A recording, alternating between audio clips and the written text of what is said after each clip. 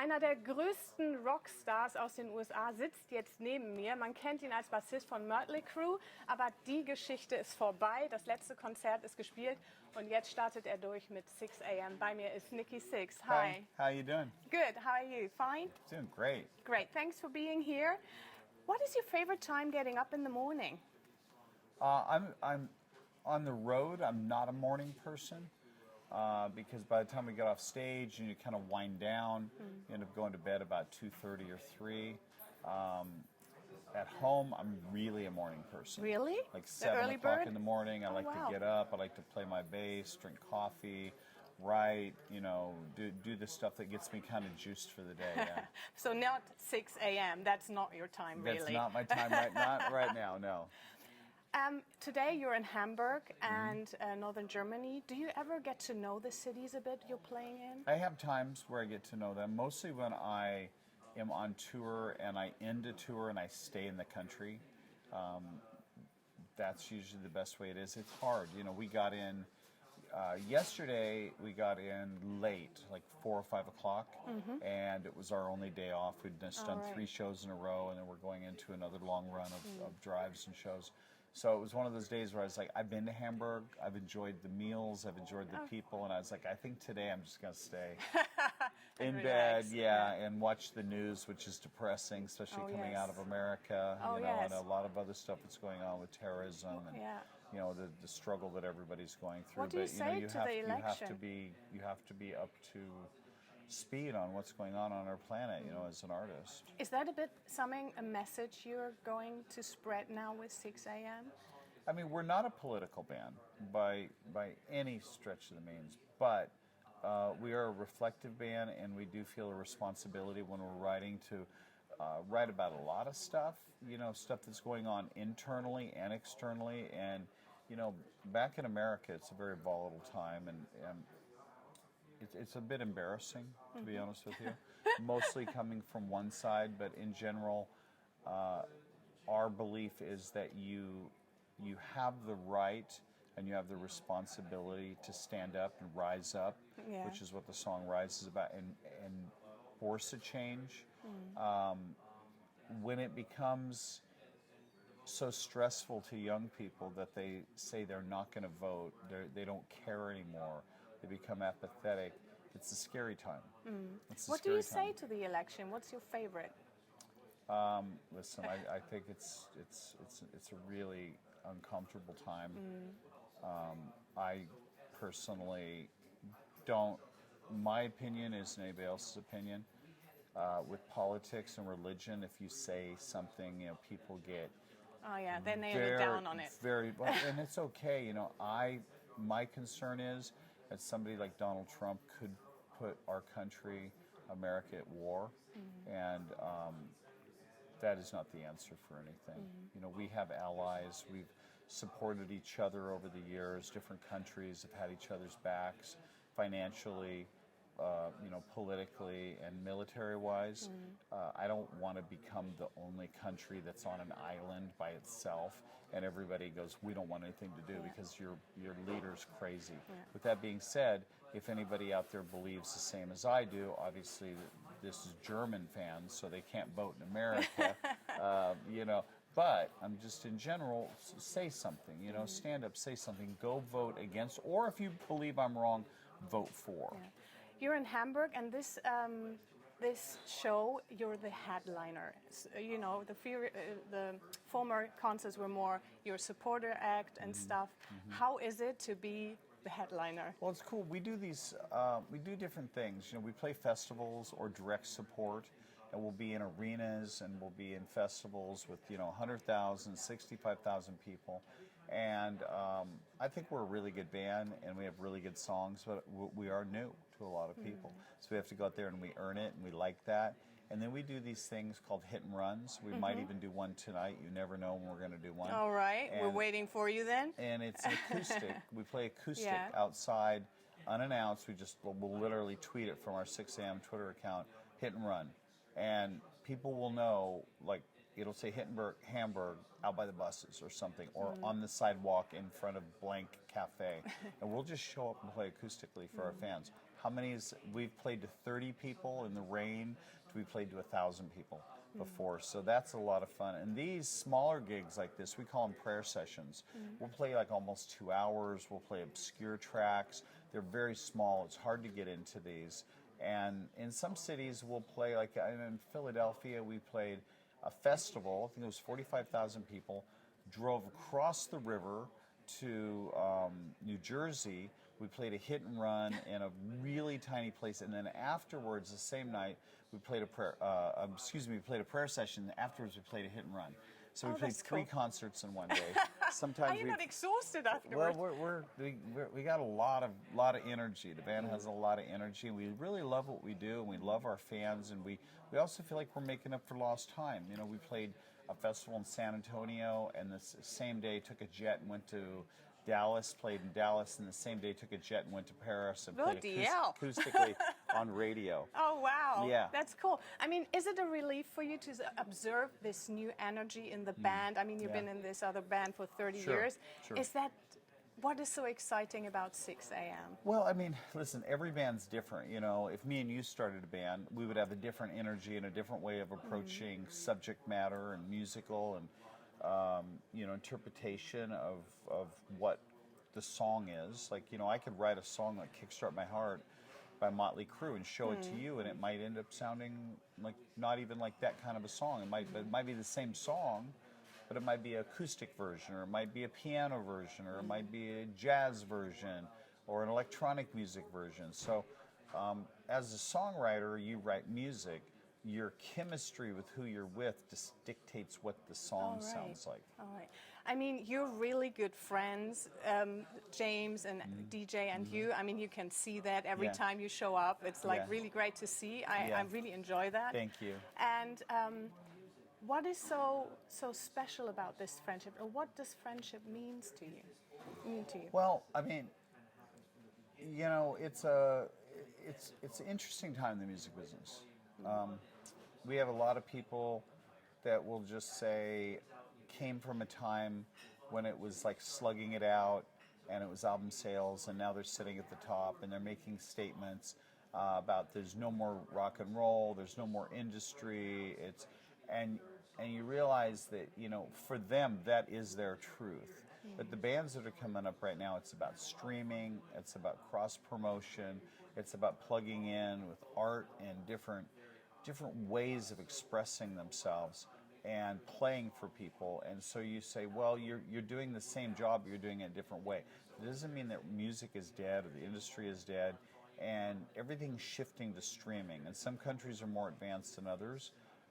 We find that our audience, through looking at analytics, is very young, and our audience is digital. And very digital. And do you think that the spirit of friendship you transport is attracting them? I think it is. I think that what we find is no matter what happens in the industry, we're always going to be friends, and we're always going to be songwriters. So this is all like icing on the cake. It's like really cool. And we come up with crazy ideas. Like we were talking about maybe doing a hit and run later, and I said, why don't we do 3 songs and do somebody else's song too? And then James goes, okay, what song? And we go, we don't know. So literally before we go on stage or go out in the parking lot, we may learn another song, we may not. And it's that excitement that we don't know what's going to happen, but that we accept what the other person says, that makes the band magical. If DJ has an idea, even if I'm maybe in my head, I'm not sure what he's doing here, yes is the answer. Is that the appreciation? I appreciate it. Let me hear it. Let me see what I can add to it. James, what can you add to it? And then in the end, you know, we wrote almost 30 songs for these 2 albums, Volume 1 and Volume 2. And Prayers Volume 1's out yeah. right now. Yeah, Prayers for the Dam's out now. And the second album will come out either later, we believe later this year. We don't know, because this album's having such success that it's now kind of, we're like, well, let's not drop the other one yet, because we still have more. You're going to spoil the success otherwise. Yeah, I'm still having luck with this one. So we're just like kind of open to trying anything out and see what happens. Does it help that the 3 of you have been successful beforehand, so you can sort of use this as a playground and just do what you like, because you don't need the money, you don't need that or this? Yeah. Is that one thing that makes it so exciting? We've always said that if anything gets in the way of the friendship, then that has to go, and that means record companies, management, the band, anything. It has to be about the three of us, and it has to be about passion and creativity, and we'll all go on and do creative things if we're not together. We would rather do them together. But do they have quirks? I mean, we're just the two of Oh, us, yeah, isn't it? totally And do you think, quirks. oh, come on. Oh yeah, we all have that. I'm What is probably, your quirk? I don't know. I'm sure I'm annoying, but that's what human nature is all about, right? That's true. About the lyrics you write, I mean, I see in a lot of songs it's about God, angels, demons, devils. What does that symbolize for you? I think it's a struggle between good and evil. I think that we all struggle inside with that, trying to do the right thing, but emotions and anger and frustration have us do the wrong thing a lot. I came from a pretty, not the worst background, but let's just say it was not a very loving experience as a young child, and I was abandoned, and I had to struggle with that for a long time, and I was very angry and got strung out on drugs, and a lot of that anger drove my success, but a lot of it, Destroyed stuff you? I'm not proud about. Yeah. I'm not proud about. So I try every day to be a better man, like in the song Yeah. Better Man, And honestly, I have to tell you this. Better Man, you can feel it. You can feel there is a man saying, hey, come on, I try my best. Yeah. Believe me, please. Yeah, believe me, because we all make mistakes, and not to sound like a cliche or a bumper sticker, but life is a cliche, it is, we're like trying to be a better husband, a better mother, a better grandmother, a better daughter, a better son, to be, if you're in recovery, to be that, or if you're young and you're going crazy and you want to like experience that and go to school or be a musician or be whatever you want to do in life. It's like your life, but you want to be the best version of yourself getting through it. I'm in my 50s, and I'm married, and I have 4 children, and I'm drug and alcohol free, and I have 2 dogs at home, and I love my life. Yeah, they're so cute. I saw them on Facebook, Yeah. honestly. No, You're they're- just cuddling with them. It's so cute. They're ridiculous, and yet inside, I'm still kind of always fighting some kind of demons. Is that still there? I It's mean, still there. with drug addicts, you say, they still have the memory. Yeah. So is that what drives you still? Like, go one day and the next one step at a I'm time? very headstrong, and I know what I want, and I know how to get it usually, and that's great for turning stuff into success. But sometimes that drive is fatiguing. It's fatiguing, and I have to give myself like a sabbatical from myself. I have to give myself a timeout, so to Out speak. from yourself. Yeah, what? I need a break from myself, because it's just it's wonderful. Somebody said something to me. They said, "You're gonna fucking do it again, aren't you?" And I go, I don't know. They go, "Dude, you're going to do it again in this band. You're gonna do it twice, like lightning strikes twice." And I was going, I don't know if I know any other way than to go for that, just to go for the throat. But this time I'm trying to enjoy myself more. And if it happens, fantastic. And if it doesn't happen, I got a great friendship and we have a great body of work. What do you do after a show? I mean, with your other band, it was more like sex, drugs, rock and roll. Well, it wasn't in the end, the end, like we were very separated. We didn't really hang out much as a band. We had different lifestyles. People like different kinds of music. I'm a little bit more to myself, more family oriented, more. I get off stage. I'm unfortunately, for the myth of, I like to read. I like to write Great. poetry. I like to write songs. I spend time with my family, and that recharges me for the monster. Yes. Like you release every night. Sometimes recharge the worst Yeah. part of me. Okay. The worst part of me is still alive. I have to feed it and then unleash it.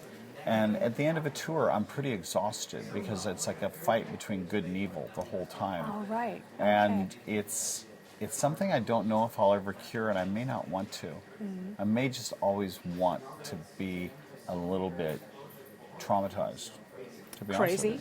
Just a little bit fucking crazy. Yeah. My wife will tell you I'm crazy. I bet She'll tell you I'm crazy. Yeah. But she loves you anyway. She loves me because of Maybe my she loves quirks. you before She loves because me of for that. my quirks, yeah. Or not? Yeah. No, she loves me no matter what. She laughs sometimes. She's just like, okay, of course. It's you. All right. Yeah, yeah. There was a guy in our neighborhood that almost ran me off the road, right? And we live in like a gated, nice community where like I'm the youngest person in the community. Everybody in there is like CEOs really? and bankers and like, you know, they've sold their companies. So this guy, a retired guy with golf clubs, almost runs me off the road.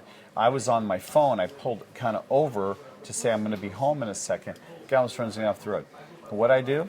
I fucking snapped. I went into Sicky Nick's mode. Really? It happened. The guy that's on stage, I chased him in the neighborhood for 20 You minutes, must be joking. holding my horn down, flipping him off the whole time. And I was just fucking chasing him. Fuck, guy wouldn't go home. Because he's like, I don't want this fucking maniac to know where I live. All right? And then finally, it just hit me. I went, oh, shit. Who are you? Yeah. Who was that? Who was that? Hey, Nikki, come out again. You know, so he's kind of still in there. Yeah. Okay. Sorry. Hey, it's all right if you don't freak now. It's all right by me, I have to say. As long as I don't live in your neighborhood, Exactly, and honk the horn like crazy when I pass the street or something. Fine, I don't mind. Do you still have a bucket list? I mean, list? a bucket list, like that something you want to achieve or something? Yeah, I want to be invisible. What? That's my goal. Is to be invisible. Like when I do photography and I go to like places like Cambodia and India, and I have like a baseball hat and I'm backwards and a long sleeve shirt and my hair's in a hidden hair back. day? And there's like nobody will say anything to me for like weeks. Just me in the dirt with a camera capturing this stuff, and I'm like, that's when I'm my happiest. You know, I need to recharge the demon again. Yeah. Is that what famous people are suffering from? This, everybody's like, oh, come on, oh, hi, and this and that and this. I mean, I understand it. I mean, I do understand. I appreciate it, but there's a part of me that I guess, like, back to your original question, the good versus evil. Even though I'm trying to kill the evil, I'm also trying to feed it. Because? Because I'm crazy. That makes sense. Yeah, of course. And why am I bloody asking? I don't know. Of course. But is that a motor to this Yeah, evil? probably. To make this great music? Yeah, probably. Okay. Yeah. We're going to watch you You're gonna on watch me. stage, Yeah, if yeah. that's coming out or Yeah, not. yeah. You All might right. see it come out, you might not. Oh, by the way, what the bucket list? What is on top now? What do you want to achieve? You know what I want? I want to have another child. Oh, really? Yeah, I have 4 kids, and I want to have another child. You want to change nappies? You know, I can pay someone to do that for me. Nice one. That's right. That's right. I ticked one thing on my bucket list, that was to interview you. Thank you Really? so much. Yes, Thank you. Honestly. Thank you Thank you. ever so Hopefully much I'm not for your too time. crazy. No, we will watch you on stage. Okay, keep an see eye. what's going Watch on. out, watch out. We will. Thank you. Thank you. Thanks.